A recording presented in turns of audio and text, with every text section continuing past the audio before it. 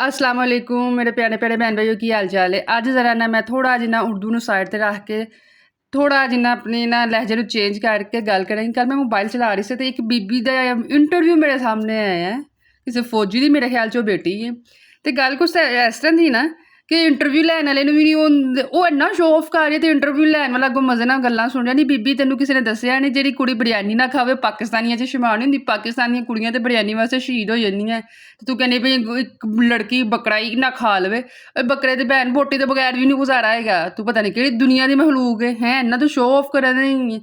ਤੇ ਨੈਬ ਵਾਲੇ ਕਿੱਥੇ ਗਏ ਨੇ? ਨੈਬ ਵਾਲਿਆਂ ਨੂੰ ਕੋਈ ਖਿਆਲ ਨਹੀਂ ਆਇਆ। ਉਹ ਫੌਜੀ ਦੀ ਧੀ ਤਾਜ਼ ਕਰਕੇ ਫੌਜੀ ਅਫਸਰ ਤਾਜ਼ ਕਰਕੇ ਉਹਨੂੰ ਕਿਸੇ ਨੇ ਹੱਥ ਪਾਇਆ। ਇੰਨਾ ਸ਼ੋਅ ਆਫ ਬੈਠੀ ਕਰ ਰਹੀ ਹੈ 40-50 ਹਜ਼ਾਰ ਰੁਪਇਆ ਜੀ ਮੈਂ 3 ਹਫ਼ਤਿਆਂ ਬਾਅਦ ਨੌਵਾਂ ਤੇ ਲਾਨੀ, ਤੂੰ ਸਾਡੇ ਤੇ ਸਾਨ ਕਰਦੀ ਆਪਣੇ ਵਾਸਤੇ ਲਾਨੀ, ਕਿੰਨਾ ਤੂੰ ਸ਼ੋਅ ਆਫ ਕਰਨ ਦੇ ਹੀ।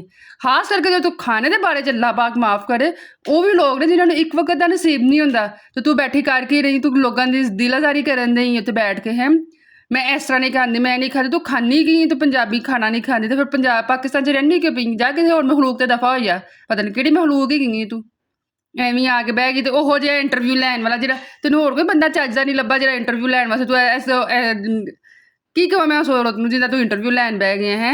ਨਾ ਉਹਨੂੰ ਹਜ਼ਾਰ ਕੱਪੜੇ ਪਾਉਣ ਦੀ ਤੇ ਨਾ ਲੈਣ ਦੀ, ਬਾਹਾਂ ਕੱਢ ਕੇ ਤੇਰੇ ਅੱਗੇ ਬੈਠੀ ਟੈਟੂ ਬਣਾ ਕੇ ਜਿਹੜਾ ਮੁਸਲਮਾਨਾਂ ਦੇ ਤੌਰ ਤਰੀਕਿਆਂ ਦੇ ਵਿੱਚ ਹੈ ਹੀ ਨਹੀਂ। ਉਹ ਬੈਠੀ ਕੀ ਹੋਈ? ਮੈਨੂੰ ਤਾਂ ਪਹਿਲੇ ਨੰਬਰ 'ਤੇ ਉਹ ਔਰਤ ਲੱਗਦੀ ਨਹੀਂ ਪਈ ਜਿਸ ਤਰ੍ਹਾਂ ਉਹ ਗੱਲਾਂ ਕਰਦੀ ਵੀ ਪਤਾ ਨਹੀਂ ਉਹ ਕੀ ਮਖਲੂਕ ਹੈ। ਮੈਂ ਹੁਣ ਇੱਥੇ ਉਹਨੂੰ ਕੁਛ ਕਹਿ ਵੀ ਨਹੀਂ ਸਕਦੀ ਹੈਗੀ। ਜੇ ਕਿਹਾ ਜਾ